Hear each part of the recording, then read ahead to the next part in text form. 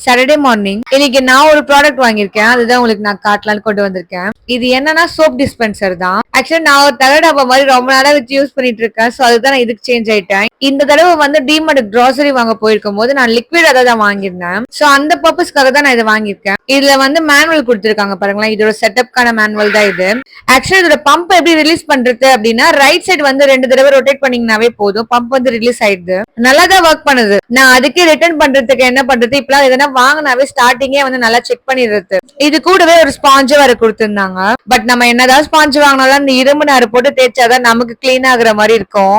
இந்த லிக்விட் வேணா நமக்கு ஒரே ஒரு ஹெல்ப்ஃபுல்லான விஷயம் என்ன தெரியுமா, இது ஆஃப் பாட்டில் தான் தேவைப்படுமே மந்த்லி. ஏன்னா நம்ம கொஞ்சம் தண்ணி மிக்ஸ் பண்ணி யூஸ் பண்றோம் இல்லையா, நம்ம எவ்வளவு சாமான் கழுவினாலும் ஒரு லிமிட்டுக்கு மேல நமக்கு நிறைய தேவைப்படாது. இது பாருங்க கரெக்டா ஒர்க் ஆகுது. இந்த ஸ்பாஞ்சை யூஸ் பண்ணலாம், யூஸ் பண்ணி பாக்குறேன் நானு.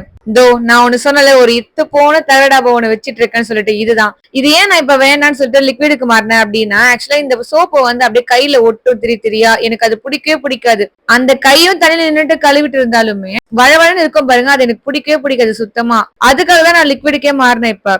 அதே மாதிரி இந்த ஸ்பாஞ்ச் யூஸ் பண்றதுனால நல்லா இருக்கு. ஆனா சாமான் நல்லா தேய்ச்சி கழுவுதான்னு பார்த்தா இல்ல, அதுக்கு சான்ஸ் இல்ல. பட் பாக்ஸ் வந்து வர்த் தான். இதோட லிங்க் கீழே கமெண்ட்ல ஃபர்ஸ்ட் கமெண்டா பின் பண்றேன். தேவைப்படுறவங்க செக் பண்ணிக்கோங்க.